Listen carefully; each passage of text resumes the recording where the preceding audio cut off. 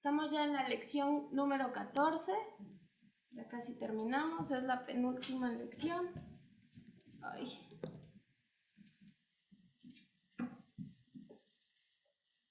Y esta lección 14 se llama Nuevas instrucciones para entrar en el reino, nuevas pautas ético-morales. Vamos a leer por favor Mateo 7 del 13 al 23. Dice así.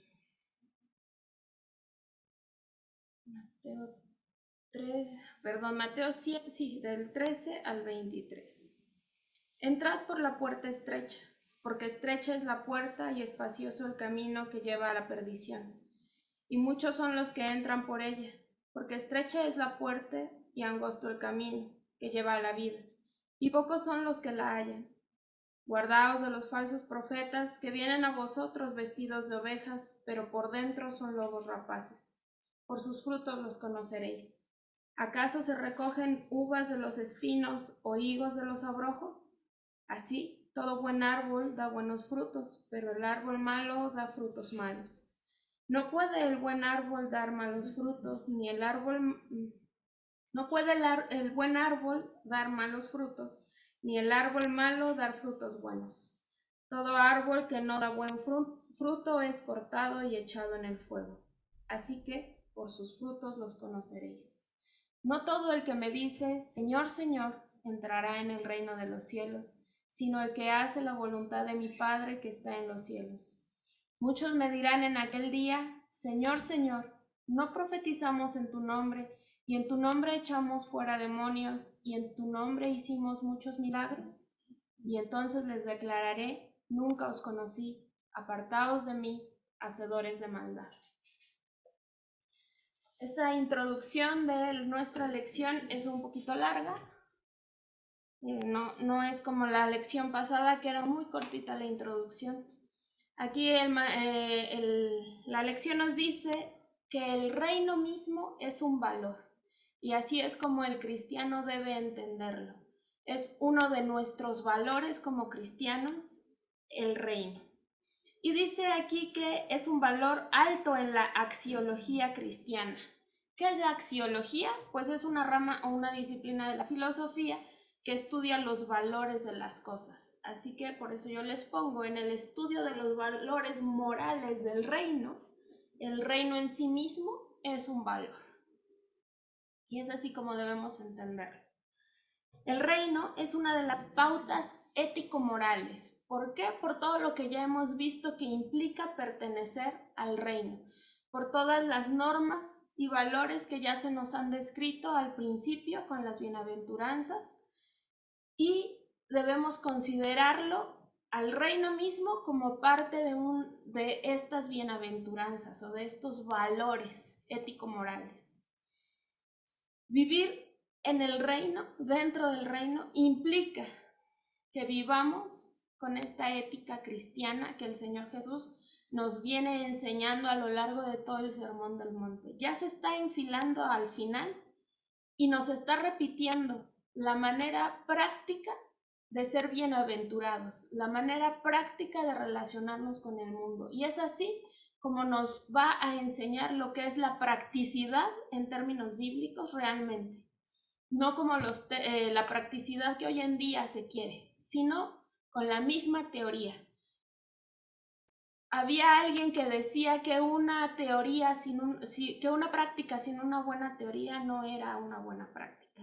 Así que debemos conocer bien la teoría. Y el Señor Jesús nos la va dando junto con la buena práctica. Así que al principio ya nos dio la pura teoría, que era meramente doctrinal, y ahorita nos está enseñando a llevar a cabo esta doctrina. Es una de las maneras de expresar nuestro deber ético, el promover el reino de los cielos o de Cristo. Recordemos, el reino de Dios, el reino de Cristo, el reino de los cielos, es lo mismo y son tres términos diferentes que encontramos en los evangelios sinópticos. Así que es nuestro deber ético-moral promover la expansión del reino. Y esto ya lo habíamos visto de otra manera Cuando en el Padre Nuestro pedimos, venga a nosotros tu reino, que tu reino sea expandido y que se añada cada día a él, a los creyentes que han de pertenecer al pueblo de Dios. Y entonces Jesús nos enseña cuál es la manera de entrar al reino, que debe ser para nosotros un valor ético-moral. ¿Cuál va a ser la forma de entrar al reino? ¿Por qué nos dice que, por qué si ya nos está hablando y si todo el Sermón del Monte se está refiriendo solamente a los hijos de Dios, a los cristianos, a los ciudadanos del reino, a los miembros del pueblo, a la iglesia misma? Entonces, ¿por qué nos está diciendo ahora, entren al reino, entren por la puerta estrecha? Jesús ha descrito la bienaventuranza del ciudadano del reino y su relación con el mundo hasta ahora, ¿no? Por eso les pongo, primero hizo esto. Nos describe la bienaventuranza del ciudadano, del pueblo de Dios, y nos dice cuál es la relación que tenemos con este mundo. Ahora, aquí mismo, dentro de la bienaventuranza, nos dice cuál va a ser la consecuencia. Si verdaderamente son bienaventurados, van a ser vituperados y perseguidos. Y la relación que van a tener con el mundo va a ser de luz y sal, y también van a ser perseguidos. Habla de la justicia que el rey provee a los ciudadanos del reino y la justicia que exige. Y aquí, así como rapidísimo, hablábamos de la ley de la no retaliación, hablábamos de que si te pide tu túnica le dejes la capa, no recuerdo la otra, se me olvidó, cargar llevar la carga por 2 millas y no solamente por una. También nos habla de la piedad, que debemos orar en privado con nuestro Padre, que debemos dar limosna sin hacer aspaviento de la limosna que estamos dando. Cuando ayunemos, debemos hacerlo también en privado. Recordemos que estas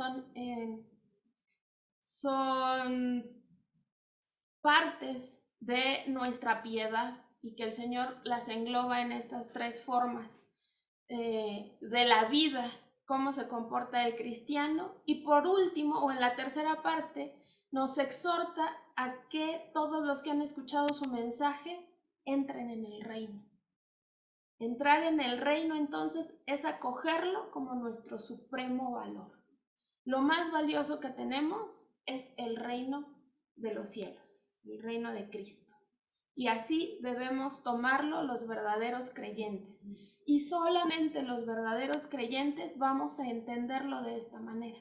Los que no son verdaderos creyentes siempre van a tener algo que objetar en cuanto a estas pautas ético-morales y en cuanto a cómo llevar a la práctica estas pautas. Y empieza entonces con la exhortación. ¿Cuál es la exhortación? Pues la encontramos en los versículos 3 y 14. Entrad por la puerta estrecha, porque ancha es la puerta y espacioso el camino que lleva a la perdición, y muchos son los que entran por ella. Porque estrecha es la puerta y angosto el camino que lleva a la vida, y pocos son los que la hallan. Y nuevamente nos está recordando que el pueblo de Dios no es de números ni de multitudes, que nos cuesta trabajo en nuestro mundo decirlo, confesarlo así y aún creerlo. Esta semana estaba escuchando a alguien que no es reformado y sin embargo estaba hablando de estos maestros que predican el buenismo y predican también, no sé, una forma como que Dios es el Dios de todos y es Padre de todos, y eso es una mentira bárbara, porque Dios no es Padre de todos. Verdaderamente es creador de todos, pero no Padre de todos. Y me sorprende porque en el mundo evangélico reformado, que se supone que tenemos la sana enseñanza, caemos en este juego de que, bueno, pero todos somos hijos de Dios. Bueno, pero no pasa nada. Y se nos olvida hablar de la santidad.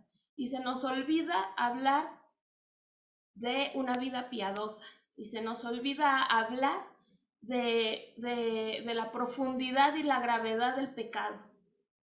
Y me parecía muy curioso que una persona a quien normalmente tacharíamos de que no conoce las escrituras está diciendo esto. Y lo más sorprendente es que quienes nos mofamos de saber las escrituras, no lo decimos y caemos en el mismo error del que se está condenando. Pero el Señor Jesús ahora justamente nos está diciendo que entremos por la puerta estrecha, que sigamos por el camino estrecho, porque la puerta ancha y el camino ancho nos llevan a la perdición y nos está recordando la pecaminosidad del mundo, de la mundanalidad en la que se vive. Nos está recordando la gravedad de vivir alejados de Dios. Por eso nos está hablando de una puerta estrecha.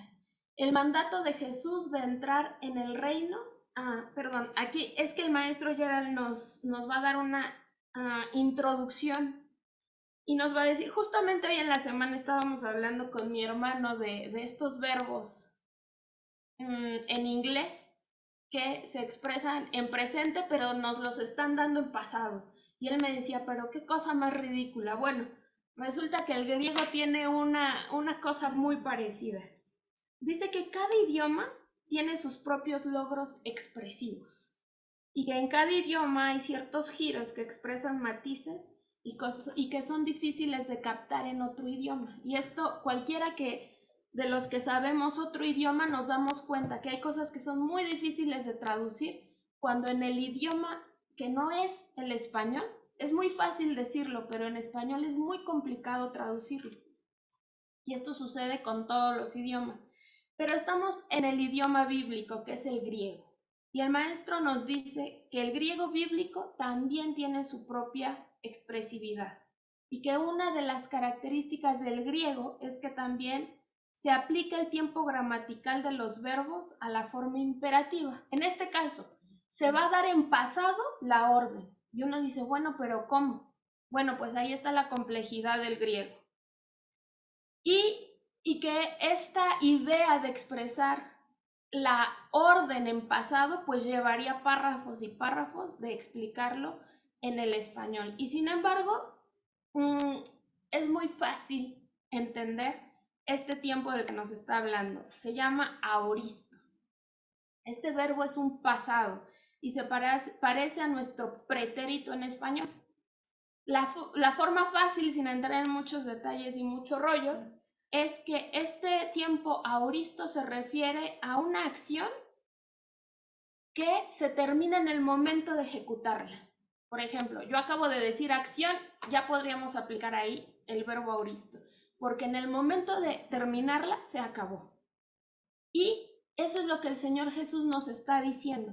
La actividad de entrar termina con el acto de entrar. ¿Qué nos está diciendo? Entrar por la puerta estrecha. Y una vez que entren, se acabó, están dentro. Y es una orden.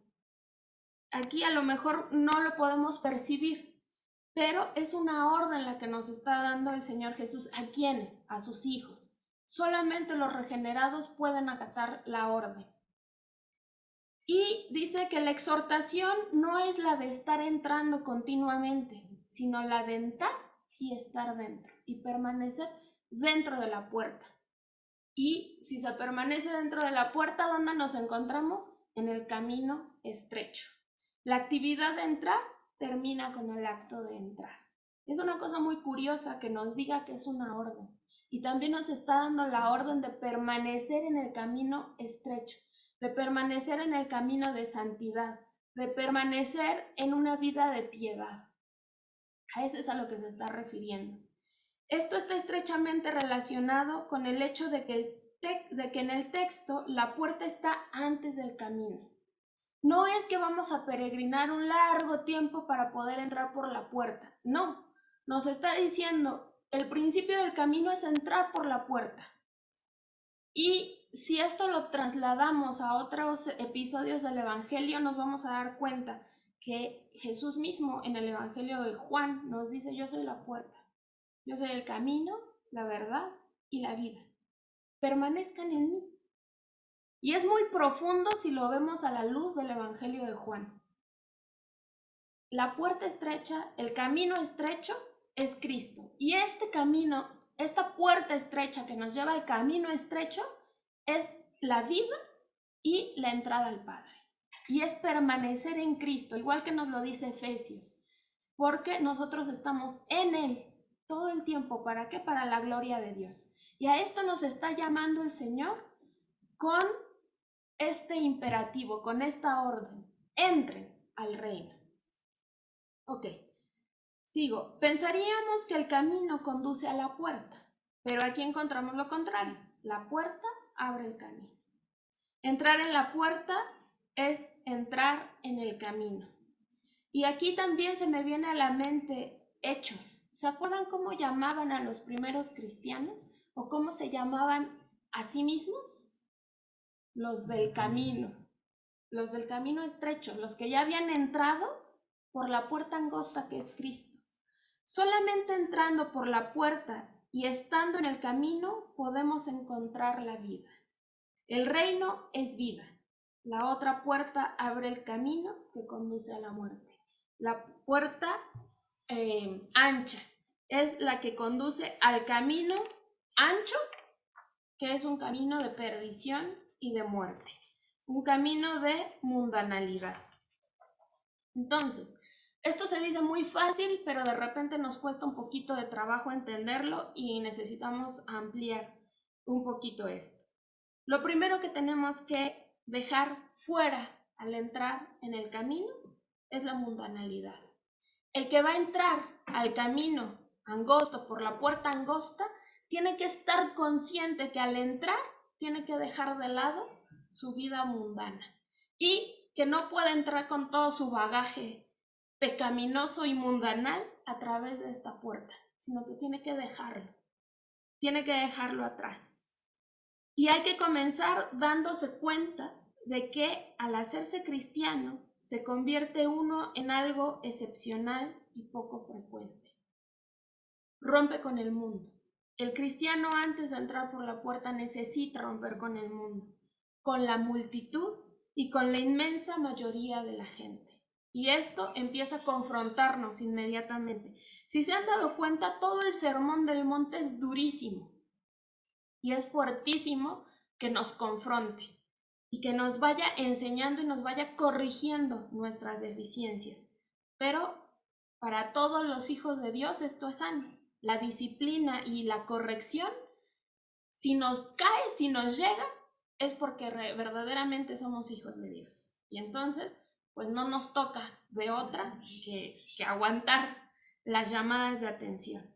Y empieza diciéndonos esto, que uno tiene que romper con el mundo, que la forma cristiana de vivir no es popular, no le va a caer bien a todas las personas. El hecho de ser luz, ¿se acuerdan qué pasaba? Empiezan a perseguirnos. El hecho de ser sal y estar evitando la pudrición del pecado en el que vive el mundo, eso ya nos convierte en objeto de vituperios y persecuciones.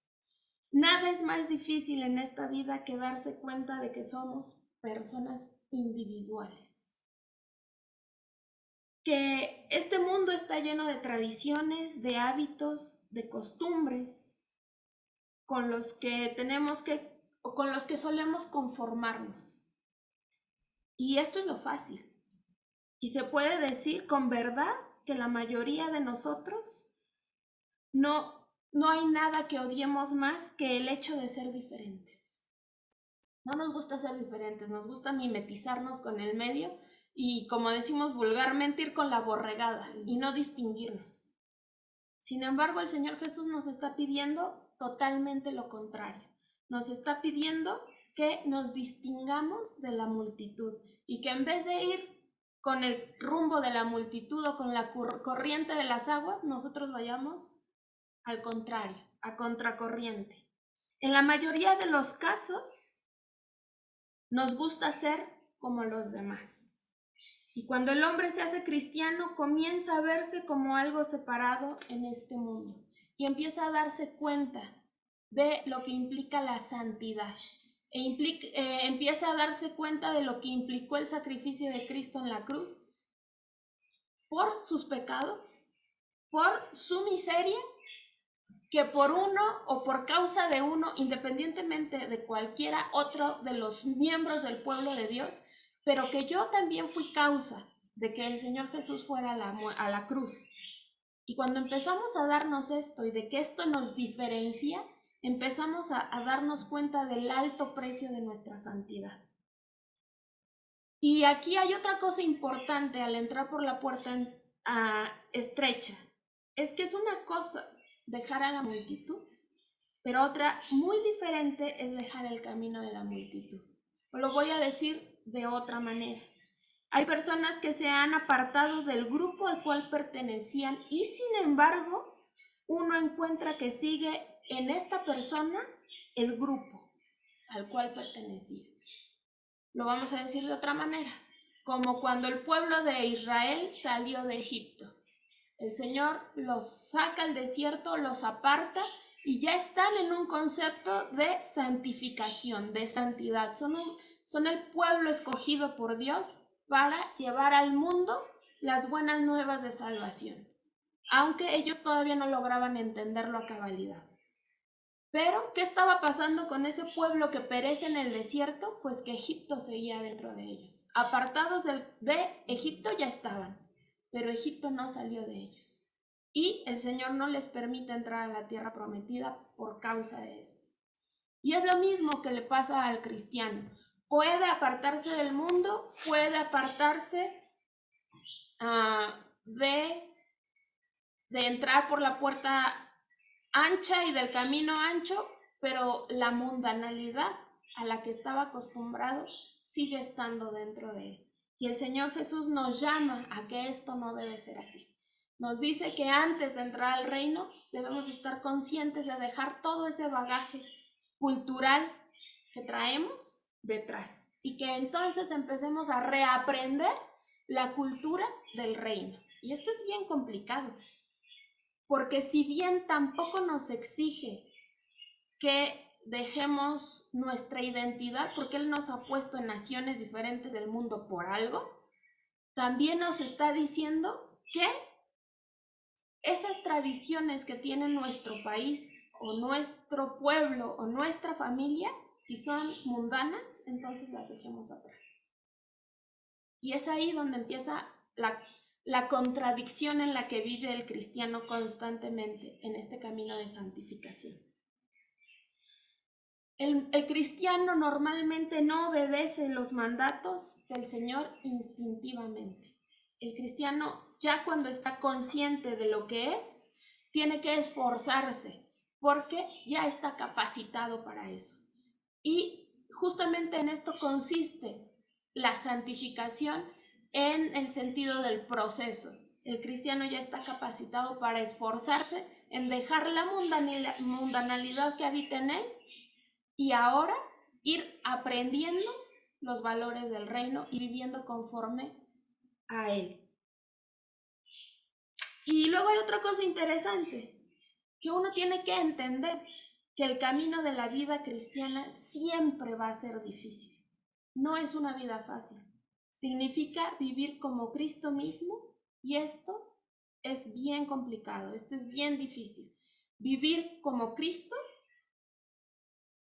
no es cosa sencilla, no es algo que cualquiera diga, ay, me propongo y lo hago. No, implica conocer verdaderamente lo que creemos para así poder ser fieles discípulos. Y ojo que dije discípulos y no alumnos. Y hay una diferencia bien grande entre ser discípulo y ser solamente alumno. El alumno es cualquiera que toma clase con un maestro. Y sí, cualquiera puede ser alumno de quien sea. Pero discípulo solamente es aquel que sigue las enseñanzas verdaderamente de su maestro. Por eso tenemos ahí a los 12 discípulos. Ellos verdaderamente seguían las enseñanzas de Jesús y nosotros debemos ser conscientes que debemos ser discípulos y no alumnos.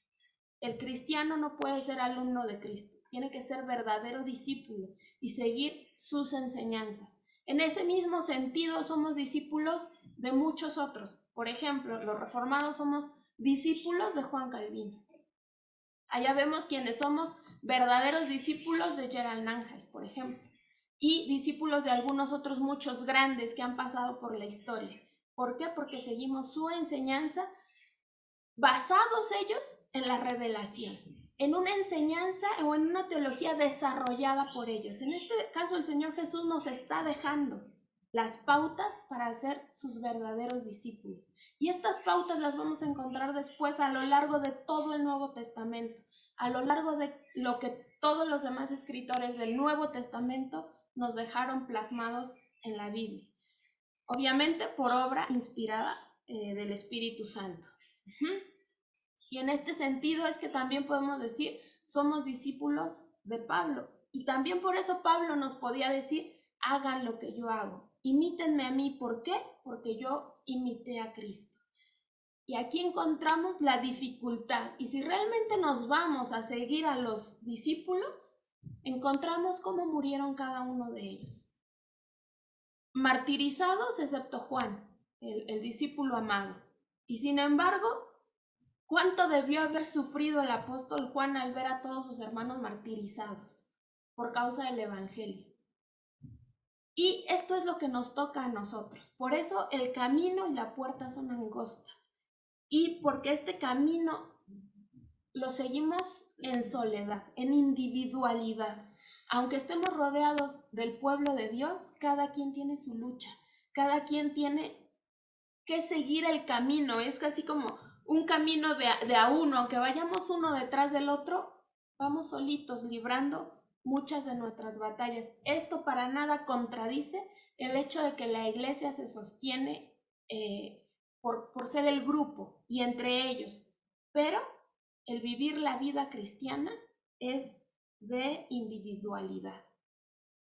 Evidentemente, somos también alimentados por la iglesia. Cuando empezamos somos amamantados por ella y después seguimos siendo capacitados por ella para vivir bajo estas normas del reino de Cristo. Y para nada se contradicen estas enseñanzas.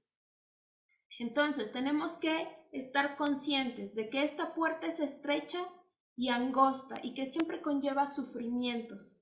Y porque cuando se vive de verdad la vida cristiana, siempre va a llevar persecución. Ese es un signo inequívoco de un verdadero cristiano, que sea perseguido, que sea vituperado. El mundo siempre ha perseguido al que quiere seguir a Dios, al discípulo de Cristo. Siempre lo ha perseguido. Y se ve claramente en el caso de nuestro Señor mismo. Jesús, todo el tiempo que estuvo en la tierra, dijo, yo no hago mi voluntad, yo hago la voluntad de aquel que me envió. ¿Y qué pasó con él? Pues fue perseguido al grado de la muerte y de la peor muerte. Evidentemente, este era su propósito al encarnarse, sí, pero es signo distintivo de cualquier cristiano, que sufra persecución. No tiene necesariamente que llegar a la muerte, pero sí persecución, sí debe haber persecución en la sociedad en la que se desarrolla. Evidentemente no nos gusta que nos critiquen y resulta muy irritante saber que nos odian. Pero Cristo nos ha advertido que así sería al entrar por la puerta estrecha.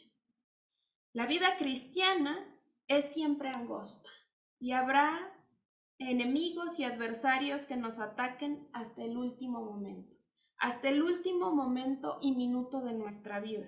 Y a lo mejor muchos de estos adversarios pueden ser la misma duda. Aún en el momento de la muerte puede embargar la duda. ¿Por qué? Porque el adversario está haciendo su trabajo y todo el tiempo va a haber estas cosas. Y sin embargo el Señor Jesús nos va dirigiendo hacia el siguiente tema, nos va encaminando hacia quienes son unos de nuestros enemigos. ¿Quiénes son los estorbos? Y nos dice la lección, No solamente es el camino estrecho y difícil, sino que hay los que no quieren que estemos en el camino. Fíjense qué cosa más curiosa dice. Hay los que no quieren que estemos en el camino y nos estorban. Y estos son los falsos profetas, los que dan un mensaje falso, los que nos engañan. Se presentan en forma engañosa, aparentan ser lo que no son. Presentan forma de oveja siendo lobos. Una figura que es muy usada a lo largo de las escrituras. Lobos con piel de ovejas.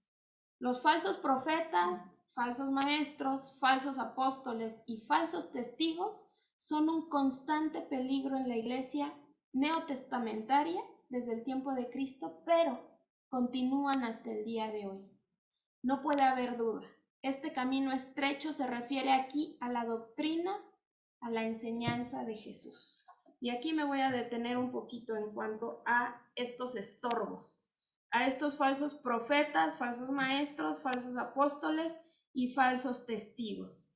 Y creo que lo que más, de entrada tenemos que decir, apóstoles en nuestro tiempo ya no hay.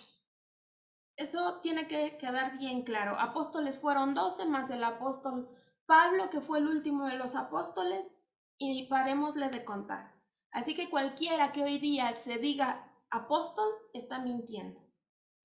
Falsos testigos. Los testigos solamente eran aquellos que vieron visiblemente, que vieron y estuvieron en estos eventos, en el evento crístico, viendo lo que había sucedido, viendo después a los apóstoles. Pero siempre va a haber falsos, siempre va a haber quienes digan yo vi lo que no vieron. Y ahora, en nuestros tiempos, posiblemente lo más difícil, sobre todo en la iglesia reformada, es hablar de los falsos profetas y los falsos maestros. ¿Quiénes son los profetas? Debemos empezar por eso, lo más fácil. Profeta es todo aquel que habla la palabra de Dios. Todo aquel que habla la palabra de Dios. ¿Tiene sus matices? Sí. Tenemos que entender que los cristianos tenemos el triple oficio de Cristo porque nos identificamos con Él. Somos profetas, somos reyes y somos sacerdotes junto con Él. Cualquier cristiano, sí. Y luego es muy fácil pensar que siempre que hablamos y predicamos el Evangelio estamos cumpliendo con este oficio de ser profetas. Sin embargo, no se está refiriendo a estos profetas, a este triple oficio del cristiano. Se está refiriendo a aquellos que fueron llamados. Y en este sentido, me causa un poco de ¿por qué el maestro los separa? Los falsos profetas de los falsos maestros. Eso quiere decir que es diferente. Así que ahora, si lo llevamos al plano de la eclesiología, los profetas solamente son los ancianos gobernantes. Y no hay más. Perdón, pues sí, los ancianos docentes. Los que predican. Sí, los ancianos gobernantes son los reyes. Ok, entonces, solamente aquellos que han sido llamados a la predicación pueden ser profetas. Y esto nos debe quedar clarito y facilito. No es lo mismo ser maestro que ser profeta.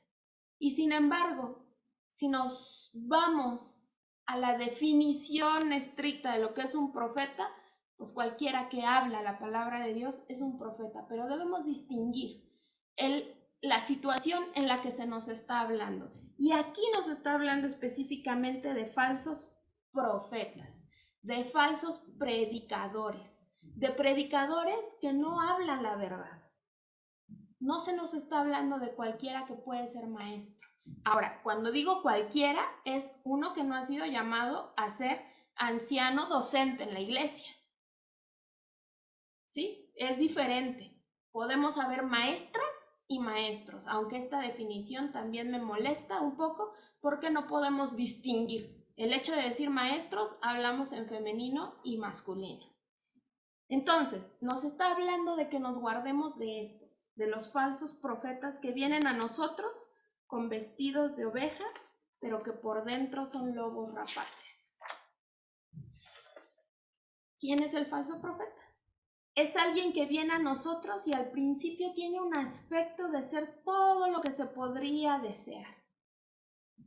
Es agradable, es placentero, parece ser muy cristiano y parece decir todo lo que hay que decir. Parece decir doctrinalmente todo lo que se tiene que enseñar. Su enseñanza en general está muy bien. Utiliza muchos términos que cualquier maestro cristiano verdadero debería usar. ¿Qué hay pues de malo o qué puede ser malo en una persona así? La enseñanza y la vida humana se pueden separar, no se pueden separar. Y donde hay enseñanza errónea, de cualquier forma que sea, siempre conduce a una vida equivocada en algún aspecto.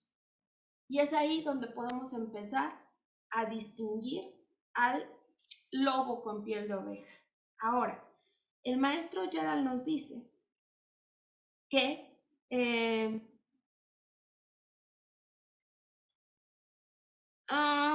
perdón. No, aquí no es. Ok, entonces cualquiera que, bueno, ya lo habíamos visto desde el Padre Nuestro. La vida, la enseñanza, las palabras siempre conllevan a un actuar. Sean buenas las palabras, nos llevan a un buen actuar. Si son malas las palabras, nos llevan a un mal actuar. Porque el hecho de hablar y llevar una vida o llevar la vida van de la mano. Lo que pensamos va de la mano con lo que hacemos. Y entonces aquí empezamos a identificar a los falsos profetas. ¿Cómo se puede describir a estas personas? La forma más adecuada de contestar es decir que no hay puerta estrecha para ellos. Para estas personas que son lobos vestidos de ovejas, no hay un camino angosto y no lo predican. Hemos hecho nuestra la idea de que el error es solo lo manifestantemente equivocado. Lo que se aparenta que es equivocado, solo eso está mal. Nos hemos hecho esa idea, pero no es así. Y parece que no entendemos que la persona más peligrosa de todas es la que no utiliza las enseñanzas adecuadas. No hay en él nada que ofenda al hombre natural. El lobo con piel de oveja no ofende al hombre natural y le agrada a todos, a todo el mundo le cae bien, es atractivo, es agradable a la vista. Podríamos decir jala multitudes, tal vez. Presenta un mensaje tan bonito, tan confortable y tan consolador que le agrada a todo el mundo. Y nadie nunca lo persigue por sus enseñanzas. Nadie lo critica. Tampoco los liberales ni los modernistas. Estos también lo alaban. Se hace todo a todos. En sus palabras y en sus acciones no se encuentra la puerta estrecha. En su mensaje no está el camino angosto y no hay nada del tropiezo de la cruz. ¿Qué es esto del tropiezo de la cruz? Pues aquello del que nos habla el apóstol Pablo. Esto de que pues la piedra del ángulo ha venido a ser piedra de tropiezo. No hay esto de que por causa de la cruz sea perseguido. No hay esto de que es vituperado. Para el falso maestro esto no existe. Y entonces también tenemos que recurrir al Antiguo Testamento porque entendemos que la Biblia es una unidad y que sus enseñanzas se van siguiendo una tras otra y que son una sola. En el Antiguo Testamento se nos da una definición muy clara de lo que es un falso profeta. Estos que, nos dice el profeta, curaron la herida de la hija de mi pueblo con liviandad, diciendo paz, paz, y no hay paz. El falso profeta siempre es un predicador muy consolador. Uno que cura con liviandad la herida del pecado del pueblo de Dios. Y lo más triste de todo, también nos lo dice la palabra y el Señor mismo, Mi pueblo así lo quiso. Mi pueblo quiso a estos falsos maestros, a estos falsos profetas, porque nunca los perturbaba y nunca los hace sentir incómodos. Paz, paz, muy consolador, muy tranquilizante. Siempre es así el falso profeta. Es su vestido de oveja, siempre inofensivo y agradable, siempre invariablemente atractivo. Así es el falso profeta. Pero el falso profeta nunca practica ni predica la doctrina del juicio final y el destino eterno de los condenados. Por consiguiente, jamás predica lo que es el pecado y las consecuencias del pecado. La enseñanza del falso profeta tampoco subraya la condición radicalmente pecaminosa del pecado y la incapacidad total del hombre para hacer algo por su propia salvación. No habla acerca de la naturaleza caída, ni dice que el hombre mismo en su totalidad está caído, perdido y depravado. Y estos son como, ¿cómo se dice? Como claves, ¿no? Son claves para ir identificando al falso maestro. El falso maestro también habla en torno a la cruz. Habla acerca de los que están en torno a ella y habla en forma sentimental acerca de nuestro Señor. Pero fíjense bien, habla en torno a la cruz. Está dándole vueltas al asunto. Ha hecho de ella algo maravilloso, una filosofía estupenda de amor y sentimiento. Nunca la ha visto como una transacción tremenda y santa entre el Padre y el Hijo, en el cual el Padre ha hecho que el Hijo sea pecado por nosotros y ha colocado sobre él nuestra iniquidad. En su enseñanza no se encuentra nada de esto y por eso es falsa. Porque la cruz le da la vuelta, le está rodeando y ha hecho una filosofía muy bonita alrededor de ella, pero nunca habla de por qué se llegó al momento de la cruz. Nunca habla de por qué el Señor Jesús, o Dios mismo, como lo leímos hoy, encarnado, Jehová mismo carga en él el pecado de todos nosotros. Y esto no lo enfatiza el falso maestro, pero siempre está hablando de cosas sentimentales. Y la verdad es que sigue siendo duro el Sermón del Monte. Si le vamos rascando un poquito más, cada vez nos hace sentir más miserables. ¿Por qué? En parte no nos damos cuenta cuando estamos escuchando a un falso maestro porque tenemos miedo a ser juzgados como criticones, a ser juzgados como dice aquí el libro, caserejías. Y la verdad es que la obligación de todo cristiano, de todo miembro del pueblo de Dios, es estar a la casa de las herejías, es estar observando que cualquiera que se pare enfrente de nosotros como falso profeta, como profeta o como maestro, tenemos que estar viendo todo el tiempo si él es coherente, sus palabras con sus hechos y si verdaderamente está predicando la doctrina bíblica. Ya déjense porque a muchos también les cae gordo el asunto de que nos etiquetemos como reformados. Entonces déjense de etiquetas de reformados. Váyanse a la escritura, que finalmente, como vimos en el vocabulario de la fe, la reforma es volver al origen, volver a la escritura. Entonces, cualquiera que es miembro del pueblo de Dios tiene la obligación de estar observando a sus maestros y a sus profetas. ¿Por qué? Porque conoce la doctrina, porque sabe lo que creen los cristianos. Es así, tan fácil y a la vez es tan complicado, porque esto implica que el cristiano que se denomina de a pie, o que nos denominamos de a pie, todos tenemos que conocer la doctrina que creemos, porque solo de esa manera es que vamos a lograr defendernos de los falsos profetas y de los falsos maestros, de estos que vienen predicándole al pueblo de Dios paz, paz, cuando no hay paz. No debemos ser hipercríticos, esto lo vimos la clase pasada, pero tampoco debemos confundir la amistad y la afabilidad con la santidad. No se trata de la personalidad, y nos lo vuelve a repetir. No se trata de la persona, se trata de sus hechos, de sus acciones. Y unas palabras que todos deberíamos apropiarnos serían estas. A una costa de que se me llame cazador de herejías o persona que se sienta a juzgar a sus hermanos y a todo el mundo, he tratado honestamente de explicar la Biblia. Todos, cualquier maestro, cualquier profeta, deberíamos apropiarnos estas palabras.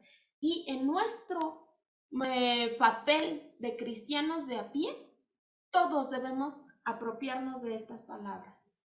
Hemos hecho nuestro mejor esfuerzo, el más honesto, de explicar la palabra pura. A una costa de que se nos llame, bueno, de que se nos vitupere y se nos persigue. Ahora,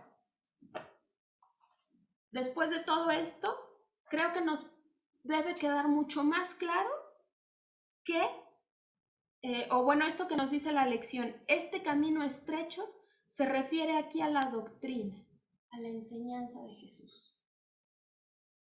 Y el falso maestro, el falso profeta, no va a enseñar la doctrina verdadera.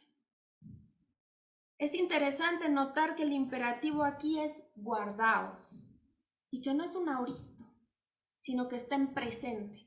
Y en este caso es como un presente continuo. Manteneos constantemente en guardia. Seguir guardándoos. ¿De qué? De las falsas doctrinas, de las falsas enseñanzas, que vienen de boca de ¿quién? Pues de estorbos que vienen vestidos de oveja, pero que realmente son lobos. Y otra cosa que es bien interesante de esta lección es que dice que estos lobos vestidos de oveja no quieren que estemos en el camino.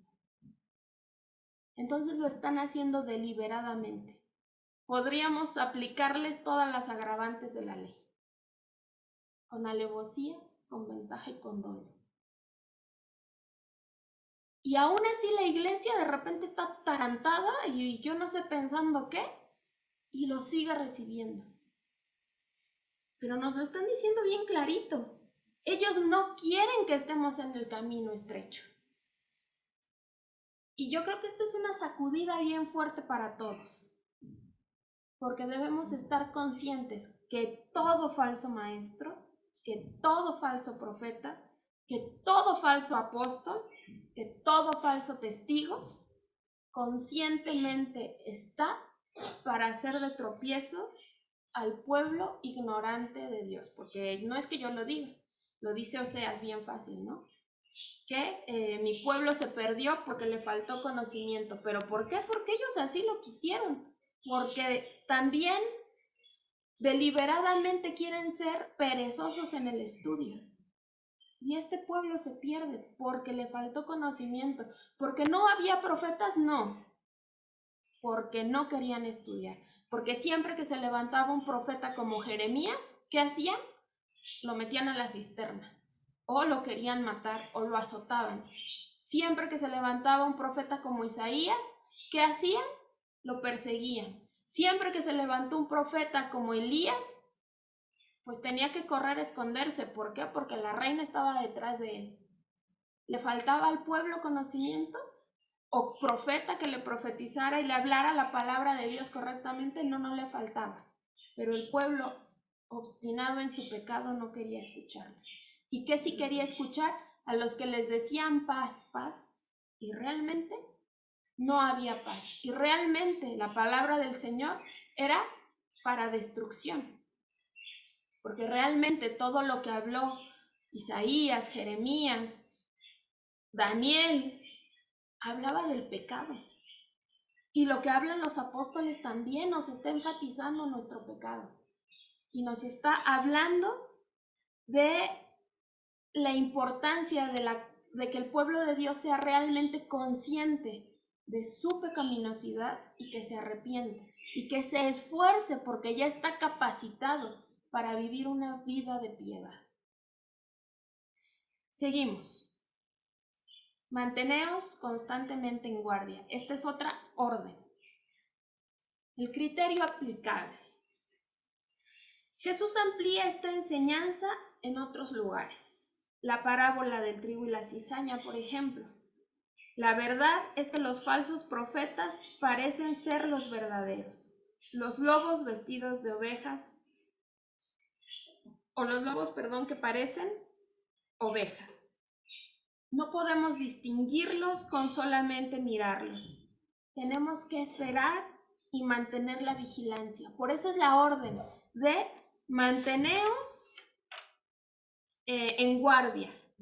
Manteneos constantemente en guardia. Seguir guardándoos. Los falsos profetas están disfrazados.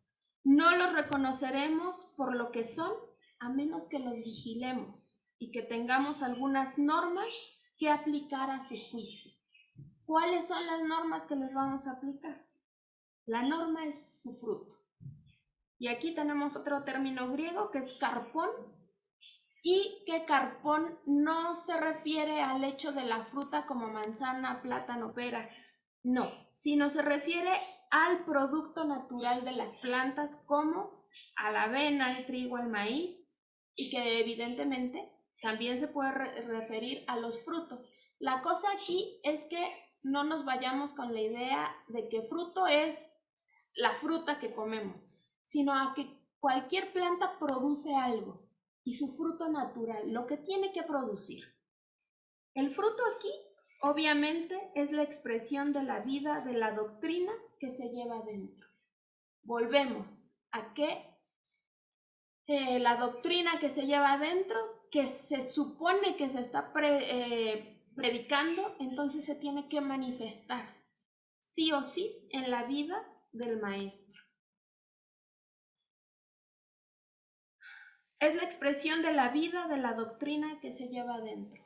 Es la expresión del valor del reino. Son las palabras y actos los que revelan el corazón. De la abundancia del corazón, dice el libro de Proverbios, habla la boca. El fruto, entonces, en nuestro contexto, es que se practica la ética del reino. Cualquier maestro que practique la ética del reino, podemos estar seguros de que es un verdadero profeta, un verdadero maestro. Pero si no practica la ética del reino, entonces tenemos que empezar a tener... Ahora, recuerden, el juicio podemos hacerlo siempre en cuanto a la doctrina. ¿Se acuerdan que decíamos esto? No estamos juzgando a estos maestros en cuanto a su honradez, honestidad y veracidad. No, estamos juzgándolo en cuanto a la doctrina, en cuanto a si ellos verdaderamente van por el camino estrecho, si han pasado por la puerta angosta. Y esto es lo que debemos ir considerando. Me parecía, cuando estudiábamos Juan y veíamos la imagen del pastor, la imagen del pastor no es la que normalmente nosotros vemos en nuestro país sobre todo. Las ovejas van y el pastor va atrás cuidando que ninguna se quede. En la Biblia no ese es el ejemplo. El ejemplo es el pastor va enfrente y las ovejas van siguiéndolo por su voz. Y aquí es lo mismo. Si verdaderamente es profeta y maestro verdadero, entonces va a ir delante del pueblo. ¿Dónde? Marcando la senda del camino angosto. Y el pueblo lo va a ir siguiendo. ¿Por qué? Porque ese verdadero maestro va siguiendo al maestro de maestros que es Cristo. Y es así.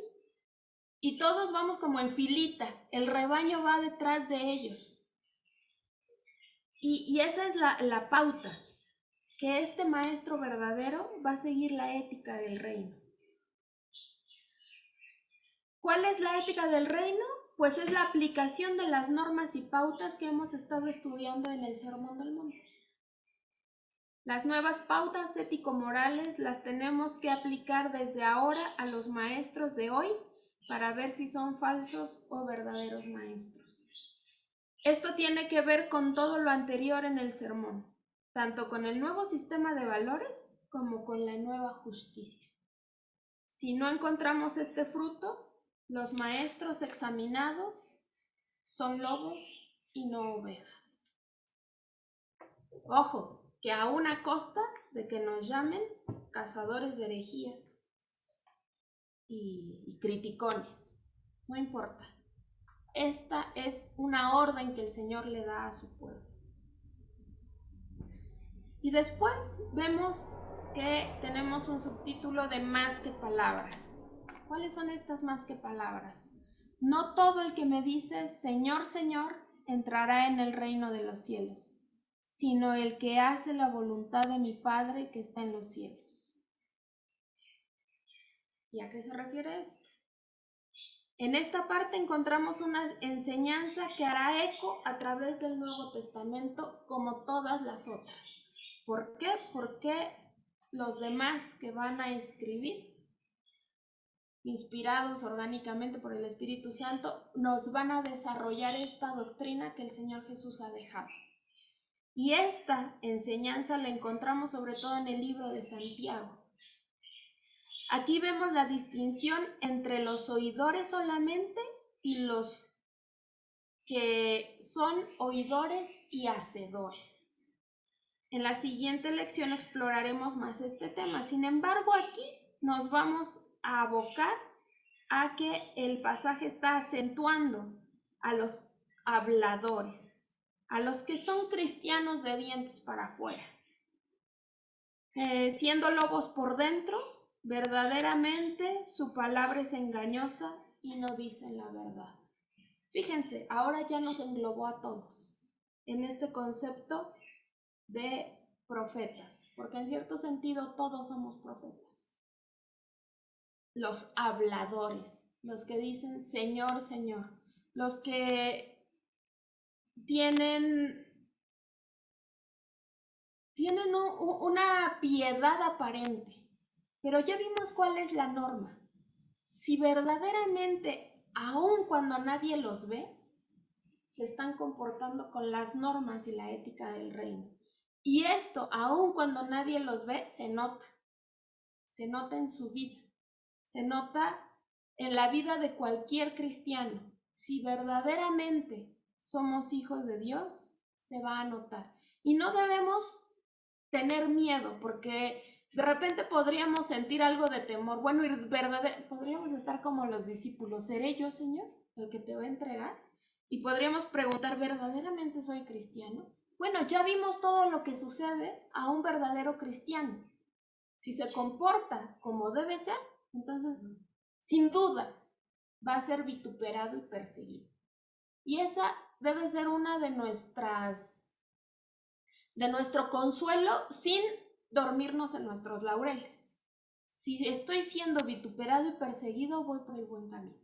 Y debo seguirme esforzando. Y voy a seguir siendo vituperado y perseguido, y posiblemente cada vez más, con más fuerza. Pero esto me da la certeza de que verdaderamente soy hijo de Dios. Y todo aquel que me dice Señor, Señor. Estaba leyendo el libro y dice, bueno, ¿por qué les voy a decir esto? Vamos a leerlo. Muchos me dirán en aquel día, Señor, Señor, ¿no profetizamos en tu nombre y en tu nombre echamos fuera demonios y en tu nombre hicimos muchos milagros? Y el ejemplo que nos da el pastor Lloyd Jones es que aún Judas Iscariote profetizó y echó fuera demonios. Y uno podría decir, ¿qué? Pues sí, el Señor Jesús los mandó, ¿se acuerdan?, a predicar. Y regresaron muy contentos todos los discípulos, los 12, diciendo, Señor, en tu nombre aún los demonios se nos sujetan. Y el Señor, ¿qué les dice? Ok, sí, pero no se emocionen por eso. Y les pregunta, o les dice más bien, lo más importante es que su nombre esté en el libro de la vida. Lo más importante no es si los demonios se les sujetaban o no, sino que su vida se rigiera por las pautas ético-morales de lo que ya les había enseñado en el Sermón del Monte. Y es la misma regla para nosotros. No es si predicamos y malamente decimos que alguien se convirtió. De eso no se trata. No se trata de si por nuestro testimonio, por nuestras palabras, alguien se adhirió al reino. Si fue así, gracias a Dios y alabado sea el Señor. Pero no se trata de eso. Se trata de que uno sea autocrítico todo el tiempo y por la obra del Espíritu Santo estemos siendo conscientes de nuestra santificación y de que estemos verdaderamente inscritos en el libro de la Biblia, de la vida. Y vuelvo a repetir, no debemos tener temor de esto. Si las características antes descritas se cumplen en nosotros, somos hijos de Dios. Y sigue diciendo, la voluntad del Señor nos es revelada en la Biblia. Esta revelación es la norma de todo pensar y actuar. Decir Señor, Señor no basta. Hay que poner en práctica la verdad revelada en este Sermón del Monte. Esta ética es hacer la voluntad de nuestro Padre que está en los cielos. La sentencia que pronuncia el Rey en el día de su juicio es: apartaos de mí, hacedores de maldad. Cualquiera que no hace la voluntad del Padre, que es la ética del Sermón del Monte, es hacedor de maldad. El poner en práctica las nuevas pautas ético-morales está involucrado en el entrar en el reino de Cristo. Y ahora, hemos sido capacitados para hacerlo. Hace 8 días veíamos que aún, pues, si nos medimos por estas pautas ético-morales, quedamos como indefensos y desmoralizados. Sin embargo, el Señor nos promete ayuda y la ayuda prometida viene en nuestro socorro. Y aunque nos confesamos incapaces de seguir a cabalidad las normas del reino, la ayuda siempre está viniendo en nuestro auxilio. Y siempre tenemos al Señor y al gran Consolador que nos capacita y que nos lleva por el camino estrecho y que nos mantiene ahí. Y en esto consiste también la doctrina de la perseverancia de los santos. Alguna vez escuché a alguien que decía, pues no debería de ser la perseverancia de los santos, sino la perseverancia de Dios de mantener a sus santos para Él, de no perder a ninguno de sus escogidos. Y esta debe ser nuestra esperanza. Pero, vuelvo a repetir, no podemos confiarnos en la esperanza. Nosotros también ya estamos capacitados para actuar y estar todo el tiempo conscientemente siendo hacedores de la doctrina que ya conocemos. Bueno, hasta aquí se termina la lección de hoy. Voy a dejar de compartir y entramos a las preguntas o comentarios.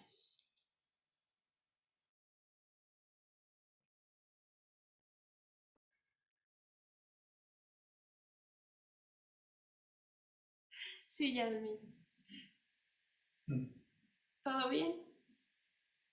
Sí. Ok. Bueno, entonces si no tenemos ninguna pregunta y ningún comentario, oramos para despedirnos. Gracias te damos una vez más, oh soberano Dios, porque llegamos a tu presencia, sabiendo, Señor, que somos tuyos, a ti te pertenecemos, porque nos has comprado con tu sangre preciosa, la sangre que derramó tu Hijo Jesús a favor nuestro, y porque el Espíritu Santo, Señor, ha hecho subjetivo, Señor, esta obra en nuestro ser, y da testimonio a nuestro espíritu de que somos tuyos, de que a ti te pertenecemos. Parte de ellos, Señor, son el efecto de dicha obra, Señor, en el camino de santificación en el que nos encontramos. Gracias porque has tenido a bien el adentrarnos en el camino estrecho. Y realmente, Señor, es difícil el poder someterse, Señor, porque nuestra vieja naturaleza viciada de pecado